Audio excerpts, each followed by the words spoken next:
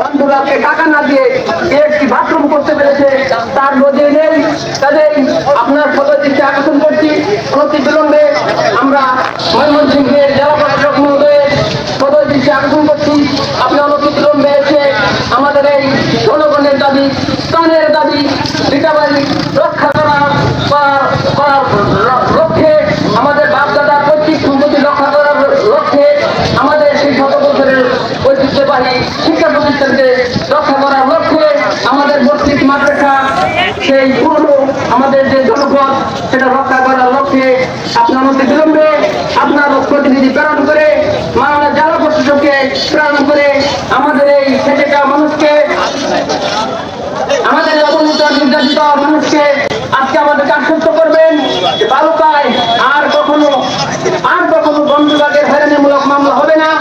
জনগণের কাছ থেকে চাঁদাবাজি করা হবে।